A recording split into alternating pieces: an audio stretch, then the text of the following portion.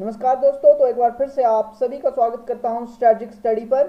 जैसा कि आप स्क्रीन पर देख सकते हैं कि 1000 important question series 20 question part 1। तो आज से हम 1000 प्रश्नों की जो बहुत इंपॉर्टेंट प्रश्न है उनकी एक सीरीज शुरू कर रहे हैं, जिसके पहले 20 प्रश्न हम आज की वीडियो में डिस्कस करेंगे और उसके बाद हम आगे 20-20 प्रश्न करके और वीडियोस बनाएंगे। उम्मीद करता हूं कि आप सभी इस सीरीज के साथ जुड़ेंगे और दूसरे जो विद्यार्थी होंगे उनको भी जोड़ने की कोशिश करेंगे, क्योंकि ये जो 1000 प्रश्न होंगे ये काफ़ी इंपॉर्टेंट है। ये प्रीवियस ईयर के जो प्रश्न पत्र हैं उनमें से निकाल कर मैं आपके लिए लाता हूं और ये इंपॉर्टेंट प्रश्न है, इसीलिए आगे आने वाली परीक्षाओं में भी ये पूछे जा सकते हैं। तो उम्मीद करता हूं कि आप इस सीरीज को पसंद करेंगे और दूसरों के साथ भी शेयर करेंगे। और इसके साथ मैं एक बात और कहूंगा कि अगर आप चैनल पर नए हो तो प्लीज़ चैनल को सब्सक्राइब कर लें और इसके अलावा जो भी मैं क्वेश्चन बताऊंगा उसके अगर हो सके तो आप नोट्स बना लीजिएगा, क्योंकि ये प्रश्न काफ़ी इम्पोर्टेंट हैं। तो चलिए दोस्तों, आज के जो सीरीज है इस सीरीज के जो 20 प्रश्न है उनका पहला प्रश्न क्या है देखते हैं। आज का हमारा पहला प्रश्न है, भारतीय संविधान के किस अनुच्छेद के तहत लोकसभा में अनुसूचित जातियों और जनजातियों के लिए आरक्षण दिया गया है। हमारे पास ऑप्शन ए है 330, बी 332, ऑप्शन सी है 222 और ऑप्शन डी है 345। तो इसका सही उत्तर होगा ऑप्शन ए 330 अनुच्छेद के तहत लोकसभा में अनुसूचित जातियों और जनजातियों के लिए आरक्षण की व्यवस्था की गई है। बढ़ते हैं आज के अगले प्रश्न की ओर। और इसके साथ एक बात और बोलूँगा कि अगर मुझे आपको प्रश्न आते हैं तो प्लीज़ बता देना कि आपको कितने प्रश्न आते थे और आपने कितने सही किए हैं मेरे उत्तर बताने से पहले, ठीक है। तो और सीरीज कैसी लगी इसका सुझाव भी कमेंट बॉक्स में ज़रूर बताना। तो आज का हमारा दूसरा प्रश्न है, सुप्रीम कोर्ट के जजों की संख्या कौन बदल सकता है। जो सुप्रीम कोर्ट के जज हैं उनकी जो संख्या है उसको चेंज कौन कर सकता है। हमारे पास ऑप्शन ए है राष्ट्रपति के आदेश द्वारा बदला जा सकता है, कानून द्वारा संसद बदल सकती है, सुप्रीम कोर्ट की अधिसूचना, और डी ऑप्शन है हमारे पास केंद्र सरकार की अधिसूचना। तो इसका सही उत्तर होगा ऑप्शन बी, कानून द्वारा संसद जो है जजों की संख्या में वृद्धि कर सकता है। तो इसके अलावा हर 1956 इस प्रारंभ में 7 जज थे, उसके अलावा अभी 34 हो गए हैं। तो ये संसद के कानूनों द्वारा संसद जजों की संख्या में वृद्धि कर सकता है। तो इतनी जानकारी हमें इस प्रश्न से मिलती है। बढ़ते हैं आज के अगले प्रश्न की ओर। आज का हमारा अगला प्रश्न है, दिल्ली को एनसीटी राष्ट्रीय राजधानी प्रदेश संविधान के किस संशोधन से बनाया गया है।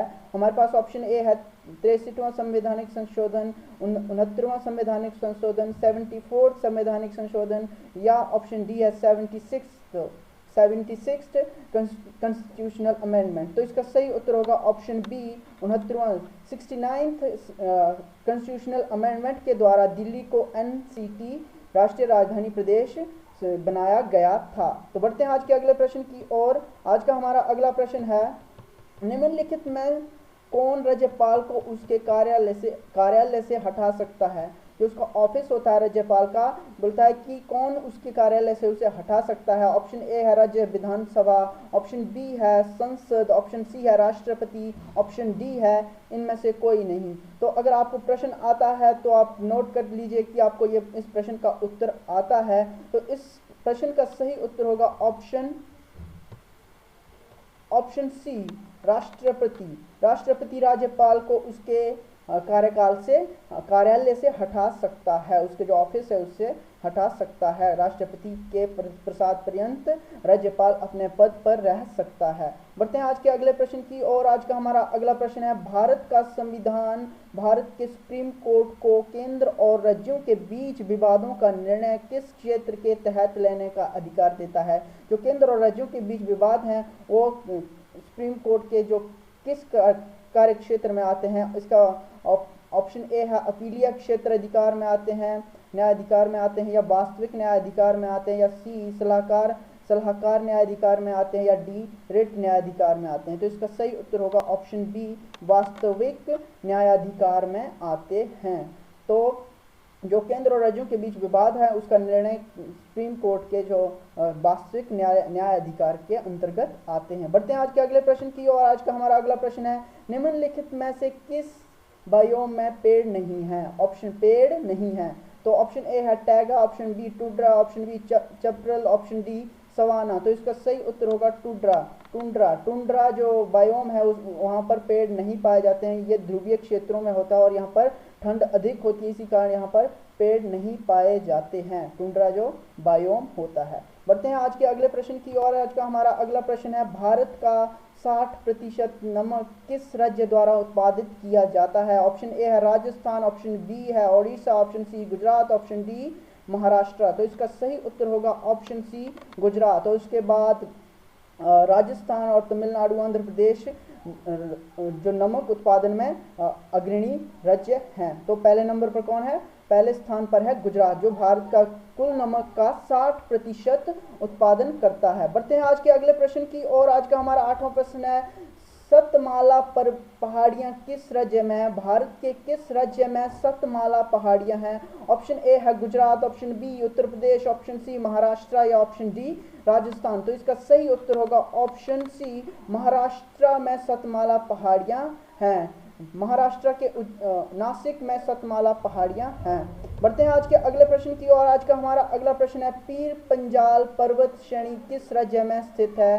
हमारे पास ऑप्शन ए है अरुणाचल प्रदेश, ऑप्शन बी है जम्मू कश्मीर, ऑप्शन सी है पंजाब और ऑप्शन डी है उत्तराखंड। तो इसका सही उत्तर होगा ऑप्शन बी, जम्मू कश्मीर और हिमाचल प्रदेश में जो है पीर पंजाल पर्वत श्रेणी पाई जाती है। तो यह इतनी जानकारी हमें यहाँ से मिलती है। बढ़ते हैं अगले प्रश्न की ओर।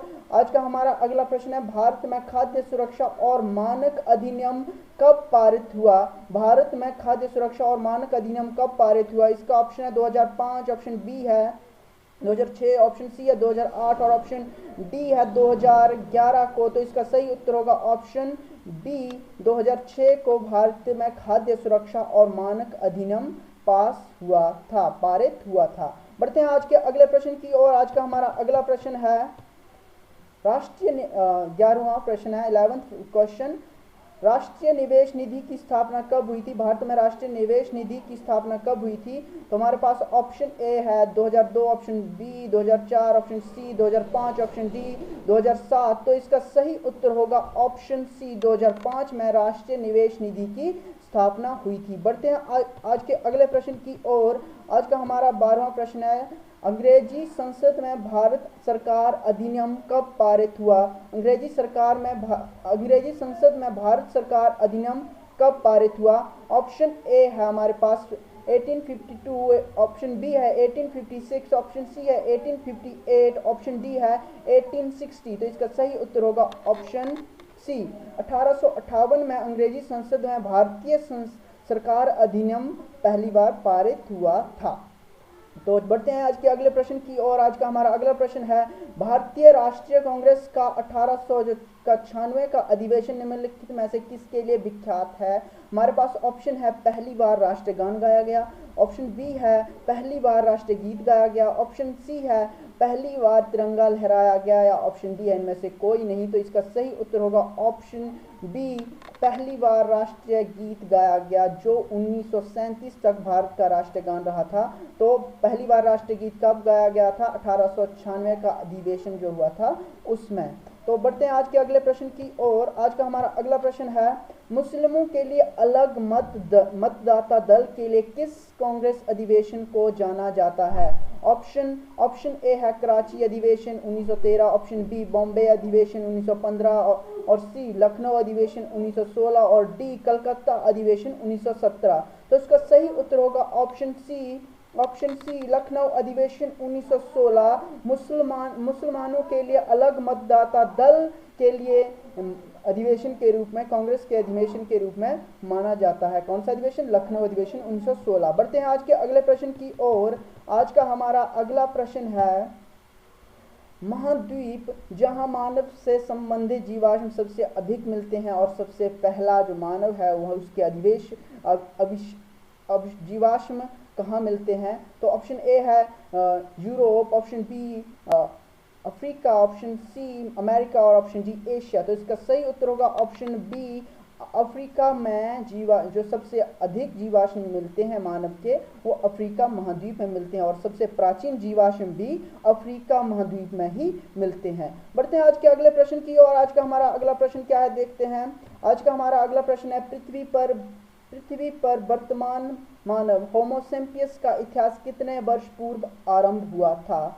तो इसका ऑप्शन ए है 1,00,000 वर्ष पूर्व, ऑप्शन बी 10,000 वर्ष पूर्व, ऑप्शन सी 50,000 वर्ष पूर्व और ऑप्शन डी है इनमें से कोई नहीं। तो इसका सही उत्तर होगा ऑप्शन बी 10,000 वर्ष पूर्व पृथ्वी पर वर्तमान मानव होमोसेपियंस का इतिहास आरंभ हुआ था। तो बढ़ते हैं इसके अगले प्रश्न की ओर। अगला हमारा प्रश्न है, जीवाणुओं को नष्ट करने के लिए निम्नलिखित में से कौन सी गैस का प्रयोग किया जाता है। ऑप्शन ए है क्लोरीन, ऑप्शन बी है ऑक्सीजन, ऑप्शन सी है हाइड्रोजन और ऑप्शन डी है नियॉन। तो इसका सही उत्तर होगा ऑप्शन ए, क्लोरीन का जीवाणुओं को नष्ट करने के लिए प्रयोग किया जाता है। बढ़ते हैं अगले प्रश्न की ओर। आज का हमारा अगला प्रश्न है, हरे फूलों को कृत्रिम रूप से पकाने के लिए प्रयुक्त गैस है। हरे फूलों को कृत्रिम रूप से पकाने के लिए कौन सी गैस का प्रयोग किया जाता है। तो ऑप्शन ए है एथिलीन, ऑप्शन सी है एसिटिलीन और ऑप्शन बी है एसिटिलीन, ऑप्शन सी है इथेन, ऑप्शन डी है मीथेन। तो इसका सही उत्तर होगा option A, ethylene. Ethylene gas का प्रयोग हरे फूलों को कृत्रिम रूप से पकाने के लिए किया जाता है। बढ़ते हैं आज के अगले प्रश्न की ओर। आज का हमारा अगला प्रश्न है, समताप मंडल की ओजोन गैस की परत की मोटाई किस इकाई में मापी जाती है। ऑप्शन ए है सीवार्ट्स, ऑप्शन बी है डब्सन इकाई और ऑप्शन सी है मेल्सन इकाई और ऑप्शन डी है इनमें से कोई नहीं। तो इसका सही उत्तर होगा ऑप्शन बी, डब्सन इकाई। डब्सन इकाई का प्रयोग किसके लिए किया जाता है, ओजोन परत की मोटाई को मापने के लिए डॉप्सन इकाई का प्रयोग किया जाता है। बढ़ते हैं आज के अगले और अंतिम प्रश्न की ओर। आज का हमारा अगला प्रश्न है और अंतिम प्रश्न भी है इस सेशन का, दाचिगम राष्ट्रीय उद्यान कहाँ है। दाचिगम राष्ट्रीय उद्यान कहाँ है। Option A Jammu Kashmir, option B Himachal Pradesh, option C Uttarakhand और ऑप्शन डी है हमारे पास पंजाब। तो इसका सही उत्तर होगा ऑप्शन ए, दाचिगम नेशनल पार्क है जम्मू कश्मीर में। तो इस सेशन में, आज के सेशन में इतना ही। उम्मीद करता हूँ कि ये सेशन आपके लिए इंफॉर्मेटिव रहा होगा। अगर इंफॉर्मेटिव रहा हो तो लाइक कर देना और शेयर कर देना इसके साथ। अगर चैनल पर नए हो तो सब्सक्राइब कर देना और इसके साथ ये उम्मीद करूँगा कि आप अगले सेशन से में भी आप मेरे साथ जुड़ोगे। तो इसी के साथ आप सभी से अलविदा लेता हूँ और एक बात और बताऊँगा आपको कि अगर आप ये बताना कि आपको इस जो 20 प्रश्न थे उसमें से कितने प्रश्न आते थे और कितने नहीं आते थे, और तो इसमें ईमानदारी से बताना। धन्यवाद। आज की वीडियो में इतना ही। मिलते हैं कल के करंट अफेयर के साथ।